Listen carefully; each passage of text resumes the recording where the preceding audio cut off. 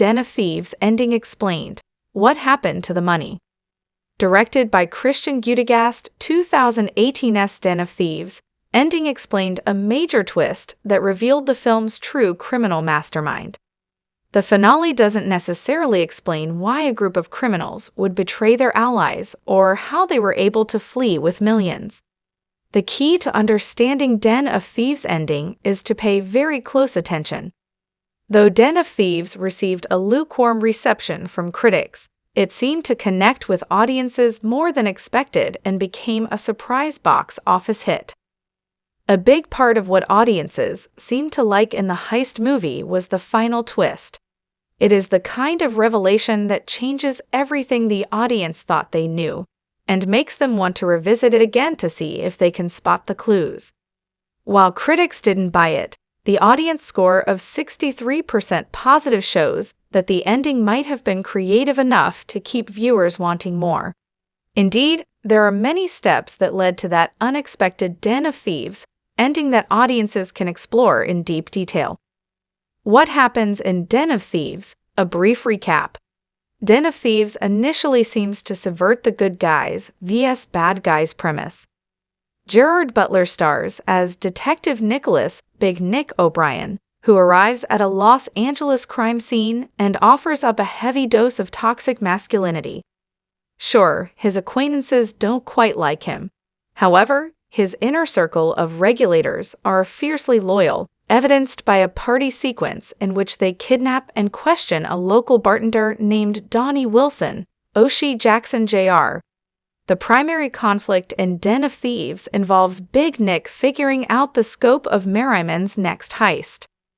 Big Nick states that he and his crew are the real bad guys, forcing Donnie to give up information about his criminal associate Ray Merriman, Pablo Schreiber. The primary conflict in Den of Thieves involves Big Nick figuring out the scope of Merriman's next heist. As it turns out, the Los Angeles branch of the Federal Reserve is the crew's next target. Specifically, Merriman plans to steal $30 million of unfit money, currency with no serial numbers, before it's shredded. Merriman's Den of Thieves crew consists of Donnie, Levy, 50 Cent, Bosco, Evan Jones, and Mac, Cooper Andrews. Crucially, Merriman doesn't explain why he knows so much about the inner workings of the Federal Reserve. However, everyone trusts him because of their military and high school sports connections, which Big Nick identifies during his investigation. Meanwhile, Merriman uses his girlfriend and Donnie to feed Big Nick information about a planned target in Montebello, but that's just one part of a larger plan. What happens in Den of Thieves ending? At Pico Rivera Savings and Loan, Big Nick expects to arrest Merriman's crew, but quickly realizes that something is different about this particular heist. For one, the crew threatens to kill civilians, which isn't part of their usual operating procedure.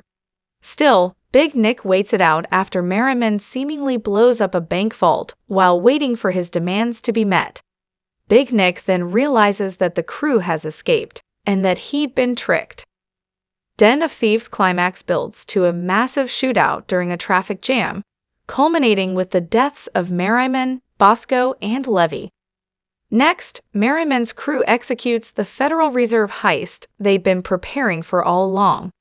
But after escaping, Donnie is detained by Big Nick and gives up the rally point. Meanwhile, Merriman drops communication with Mac after learning about Donnie's detainment and attempts to escape with Bosco and Levy.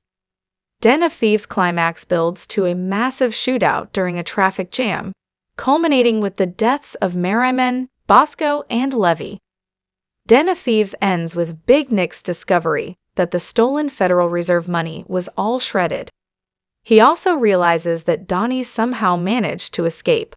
Big Nick then pays a visit to Ziggy's half-brow, the neutral place where he initially confronted Donnie earlier in the film. After taking a look around and reflecting about past conversations, Big Nick realizes that Donnie was indeed the true mastermind. The final seconds of Den of Thieves ending explained that Donnie is now working in London. A brief montage reveals that Donnie had been collecting information on napkins for an extensive period of time, and then approached his former Marine pal, Pablo Schreiber's mastermind, with a heist plan. The final seconds of Den of Thieves ending explained that Donnie is now working in London and apparently plotting to rob a nearby diamond exchange. Merriman's Federal Reserve heist plan. On the surface, Merriman's Federal Reserve heist goes as planned. He creates a distraction at Pico Rivera Savings and Loan and successfully escapes through a sewer system. Merriman and Levy then gain access to the Federal Reserve Nerve Center by disguising themselves and faking a money drop, using the stolen armored vehicle from earlier in the film and money from a rave heist. From there, Merriman and Levy dump a money tub containing Donnie, who gains access to the count room after Bosco cuts the power. Donnie then locates the unfit money before it's shredded, and makes sure to drop the bag into a garbage truck that will leave the building. Merriman reaches the junkyard rally point while Bosco hijacks a garbage truck carrying the money. Using intel from Mac, Cooper Andrews, Donnie begins his plan's masterstroke. After he successfully escapes, he locates a boxed meal that he hid earlier while making a fast food delivery. Now pretending to be a deliverman, Donnie manages to get past security on his way out before getting detained by Big Nick. Meanwhile, Merriman reaches the junkyard rally point, while Bosco hijacks a garbage truck carrying the money. The driver is revealed to be one of Donnie's friends. Merriman essentially leaves by the gun and dies by the gun in Den of Thieves. He stays true to a specific code of conduct, but doesn't anticipate that Donnie would betray him by manipulating the plan to his advantage. In terms of storytelling, Merriman and Big Nick share similar qualities. They are two masculine men with supreme belief in their skills. Ultimately, they're merely pawns in the game, which theoretically sets up the premise for Den of Thieves 2, Revenge and Justice. How Donnie ends up with the money in Den of Thieves. In Den of Thieves, Merriman's plan is actually Donnie's plan.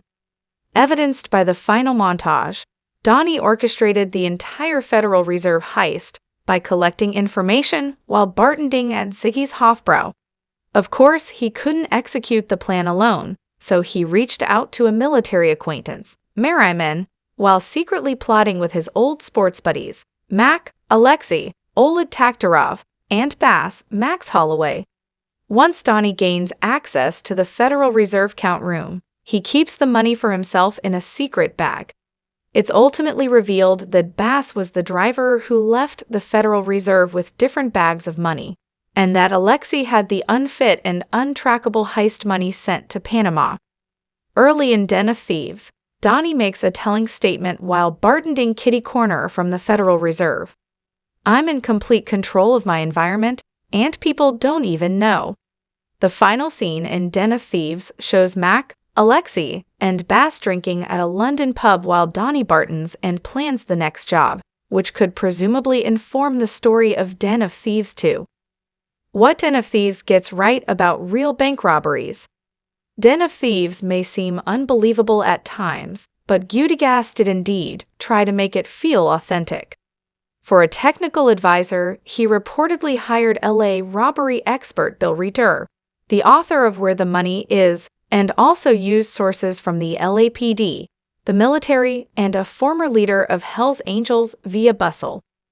The film's narrative can be easily and conveniently picked apart by critics who saw Den of Thieves as a Heat ripoff. Still, the blend of reality and fantasy is what makes Den of Thieves so intriguing and popular among general moviegoers. According to Den of Thieves director Christian Gutegas, truth is not only stranger than fiction, it's much more fascinating than fiction. Den of Thieves ending song explained. To fully assess the Den of Thieves ending, it's also worth making note of the song used at the end of the film, Legendary by Welshly Arms. Given how well the song fits into the movie's final events, it's easy to wonder whether Legendary was composed specifically for Den of Thieves. However, the song actually came out 2 years prior to the film's release. Not only does the song set an effective tone, but its lyrics also help underscore some of Den of Thieves' biggest themes. Legendary hit No. 17 on the US alternative rock charts in 2017. In particular, the lines "been dreaming of the payoff through the struggles" and "the trade-off/fighting tooth and nail on the way up" parallels the thieves' motivations. While eventually they're gonna know who's right to make a stand, you've got to win the fight, and you gotta live without a compromise encapsulate Gerard Butler's hard-boiled movie character. Such synchronicity is hard to find, but Legendary ends Den of Thieves on a defiant note. The real meaning of the Den of Thieves ending, the big twist at the end, was a betrayal, and one that no one should have fallen for in the movie. Big Nick is a cop who is single-focused on bringing in the bad guys.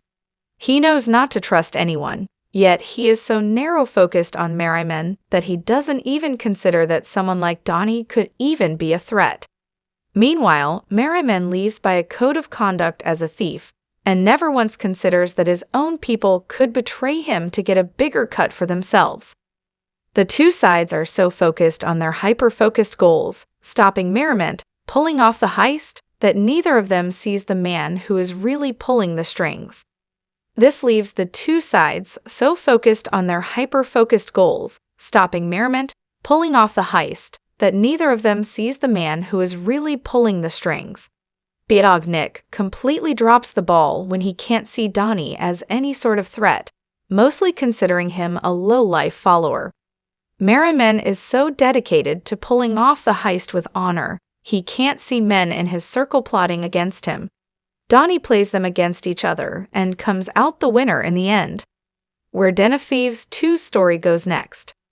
Given the success of the first movie and the tease of the Den of Thieves ending, it's little surprise that Den of Thieves 2 arrived in 2025. Gerard Butler returned for the sequel Den of Thieves 2, Pantera along with O'Shea Jackson Jr. as Donnie. The Den of Thieves sequel revolves around Donnie stepping up as the main criminal mastermind with Big Nick hot on his trail, though this time, the action takes place in Europe. Donnie sees what could be the biggest diamond heist of his lifetime, and he never expects Big Nick to show back up to get in the way. How the Den of Thieves ending was received. The Den of Thieves ending is one of many reasons the 2018 movie remains hotly debated aspects, with both critics and audiences expressing strong, and often conflicting, views.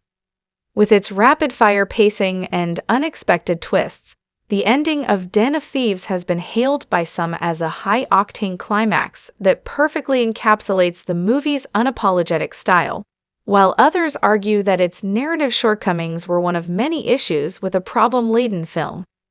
Many supporters of the Den of Thieves' finale and wider story praise its commitment to never get too bogged down in realism. In his review for Roger Ebert, critic Glenn Kenny spoke as one of many critics who understand that Den of Thieves should be taken for what it is, a pulse-pounding action thriller. Den of Thieves never really gets that deep, and turns out not to be all that terribly serious a movie anyway. However, Glenn Kenny's appreciation for the tone of Den of Thieves didn't wash over with many of his peers. Many critics had borderline scathing responses to Den of Thieves, such as Mick McCahill writing for The Guardian. While he didn't single out the ending specifically, McCahill's take on Den of Thieves takes into account the whole viewing experience, finale included, and dismisses the results as barely a film. Analog in its effects, it's the kind of throwback that may just win over video shop nostalgists, though they'll still have to plow through hunks of unleavened cliché. Adam Esnut's final flourish and so much pec flexing, and armed alpha willy waggling, it often resembles a men's rights bonding weekend more than it does a movie. Another critic who didn't take well to Den of Thieves is James White of Empire. White's review was similarly scathing, and labeled the plot from start to finish as predictable. Udegas stages one effective sequence that generates real tension, but otherwise it's strictly seen it all before crime thriller territory, to the point that you could open one of those I Spy books and spot the various expected story moments, the strip club, the early meeting between the leads, the tooling up scene, etc. Still, as much as many critics weren't thrilled by the Den of Thieves ending, or the wider movie, director Christian Gudigas's 2018 crime thriller still has a strong following.